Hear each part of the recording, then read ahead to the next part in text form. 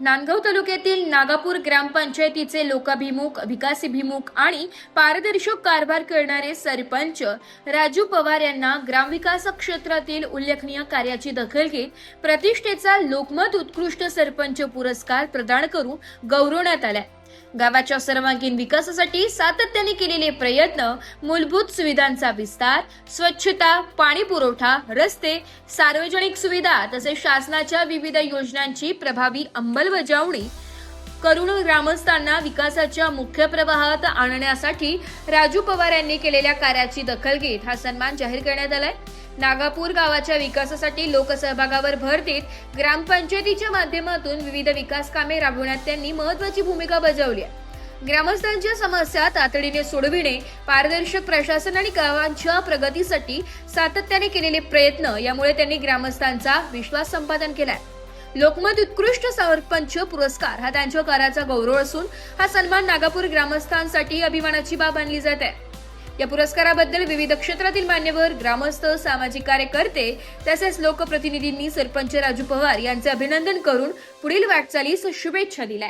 2 साली प्रथम मी सरपंच झाल्यानंतर या विभागामध्ये नागापूर हद्दीमध्ये Indian oil, Bharat petroleum company आल्या होत्या। त्यावेळेस प्रॉपर्टी टॅक्स अवघा 2 ते 3 लाख रुपये वार्षिक मिळत होता। परंतु मूळचा इतिहास असा आहे या ग्रामपंचायतीच्या नागापूरचा की त्यावेळेस मी कंपन्यांच्या विरोधात लढा उभारला। पूर्ण कंपन्यांचं मेजरमेंट केलं, built up area, non built up area, open place, हे सगळं मेजरमेंट केल्यानंतर त्यांच्याशी थेट गटविकास अधिकारी, जिल्हा परिषदेचे CO, कमिशनर, नंतर हायकोर्टात मी लढा जिंकलो आणि कंपन्यांकडून त्यावेळेस वार्षिक 55 लाख रुपये टॅक्स वसूल केला होता आणि त्यांच्याकडनं तब्बल 2 कोटी रुपये रिकव्हरी वसूल केली।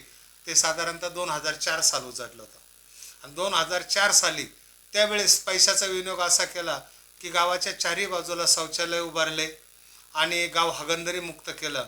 त्यावेळेस मला समोर बघितलं असेल निर्मल ग्राम राष्ट्रपती पुरस्कार मिळाला होता आणि खऱ्या अर्थानं त्यावेळेस मोठी ऊर्जा त्या पुरस्कार मिळाल्यामुळे मिळाली आणि त्याच वेळेस खऱ्या अर्थाने विकासाचं पाऊल या नागापूरमध्ये विकासाला खऱ्या अर्थानं सुरुवात झाली आणि ती सुरुवात जी झाली 2002 ते 7 या कालखंडामध्ये त्यावेळेस गोरगरिबांसाठी स्लॅबचे घरं असतील, पाणी पुरवठा योजना असेल, मूलभूत पायाभूत सुविधा त्यावेळेस मी उभ्या केल्या। शैक्षणिक दर्जा उंचावायचा असेल, शाळेचे काम असेल, इत्यादी कामे केले आणि त्यानंतर मी 2007 ते 12 जिल्हा परिषद सदस्य झालो।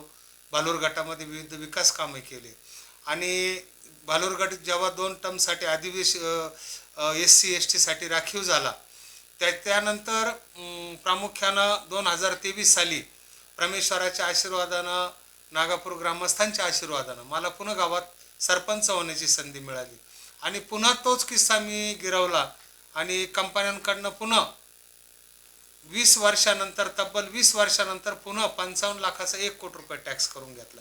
परंतु हा 1 कोटी रुपये टॅक्स वसूल करत असताना या 1 कोटी रुपयाचा असा विनियोग केला की शाळेच्या 2023 नंतर शाळेची इमारत, जुनी इमारत कौलारू, भिंतीला तडे गेलेले होते। शाळेची पूर्ण इमारत पाडून नवी केली, शाळेला कंपाऊंड वॉल केलं, शाळेचं ग्राउंड बनवलं, त्या ठिकाणी वाचनालय चालू झालं। महाराष्ट्रात पहिल्यांदा वाचनालय, ऑनलाईन वाचनालय मी सुरुवात केली।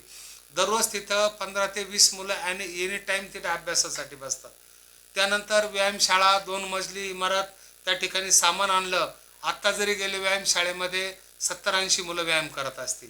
म्हणजे तरुणांना एक चालना देण्याचं ग्रामपंचायत, रस्ते, रोड, बिल्डिंग्स, पायाभूत सुविधाबरोबर या ठिकाणी मी मुलांचा शैक्षणिक दर्जा कसा उंचावल, शिक्षणाचा स्तर कसा वाढल, स्पर्धा परीक्षेमध्ये मुले कशी यशस्वी होतील आणि त्यामुळं वाचनालय चालू केलं, व्यायामशाळा चालू केली। मी या ठिकाणी वृद्ध महिलांसाठी ग्रीन जिम चालू केली।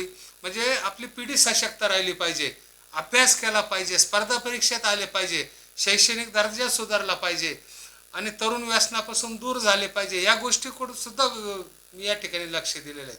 आपण बघितलं असेल माझं ग्रामपंचायत कार्यालय, दोन्ही फ्लोअर नीट नेटके आणि कॉर्पोरेट ऑफिस सारखं केलेले आहेत। गावामध्ये जर गेले तर पूर्ण पाणी अंडरग्राउंड ड्रेनेजने बाहेर काढलेले आहेत। रस्ते बघितले, किती पाऊस आला तरी तुम्हाला कोरडे आढळतील। रस्त्यावरती एक खड्डा, पूर्ण गावात फिरले तर एक खड्डा आढळणार नाही. पण हे सर्व विकास काम करत असताना तुम्ही पुढे स्मशानभूमीत जर गेले, सुंदर स्मशानभूमी, वृक्ष लागवड, पेवर ब्लॉकचा पोच रस्ता, प्रत्येक कामचं क्वालिटी आणि दर्जाचं आम्ही उभं केलं आहे.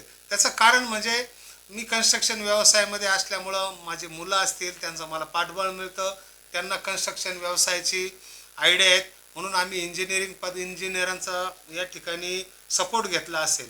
लाईन लेवल प्रत्येक विकास काम क्वालिटी, इव्हन शाळेचं कंपाऊंड असेल, आज बी हातोडीनं प्लास्टरसुद्धा आमच्या शाळेचं निघणार नाही. बिल्डिंग बघा, हातोडीनं सुद्धा बिल्डिंग, म्हणजे इतकी क्वालिटी आम्ही प्रत्येक कामात मेंटेन केलेली. तुम्ही ग्रामपंचायत कार्यालय शितवून भाताची परीक्षा करा, आमचं कार्यालय इतकं नीटनेटकं आहे, तर गावात विकास कामं सुद्धा आमची तशी आहेत. म्हणून एक प्रामाणिकपणे प्रयत्न केला आणि सोमवार ते रविवार 7 दिवस आमचं ग्रामपंचायत कार्यालय चालू असतं. तालुकाभर आपण जर फिरले तर प्रत्येक ग्रामपंचायतच्या कार्यालयाला कुलूप आढळेल, पण आमच्या ग्रामपंचायत सकाळी 9 वाजेपासून सायंकाळी 6-7 वाजेपर्यंत कार्यालय खुलं असतं आणि जनतेच्या अडीअडचणीला आम्ही सहकार्य करतो. कुणाचं काही असलं, पार घरगुती वाद विवादापासून, बांधावरच्या झगड्यापासून, शेतकऱ्यांच्या झगड्यापासून, फक्त विकास कामच नाही पण जनतेच्या सुखदुःखात सुद्धा एखाद्यावर अतिप्रसंग आला, एखादा माणूस संकटात सापडला तरी पण आम्ही धावून जातो आणि एक प्रामाणिक काम करण्याचा प्रयत्न या ठिकाणी प्रभू नागेश्वराच्या आशीर्वादाने आम्ही करतो. पण याच माध्यमातून तुम्हाला लोकमतचा जो पुरस्कार भेटला त्याबद्दल काय वाटतं? लोकमतचा पुरस्कार भेटल्यामुळं खऱ्या अर्थानं आम्हाला पायाभूत सुविधा चांगल्या उभ्या केल्या, यामुळं लोकमतने आम्हाला पुरस्कार दिला आणि लोकमतचा पुरस्कार मिळाला खऱ्या अर्थानं आम्हाला एक एनर्जी बुस्टर आहे, आम्हाला एक एनर्जी मिळाली. आम्हाला वर्षातून एक पुरस्कार, मला वर्षातून 2-3 मिळतात, परंतु एक जरी पुरस्कार मिळाला तर माणसाला वर्षभर काम करण्याची एनर्जी मिळते. म्हणून लोकमतशी सुद्धा या ठिकाणी आभार व्यक्त करा. ब्युरो रिपोर्ट, नाशिक लोकशाही न्यूज, नाशिक.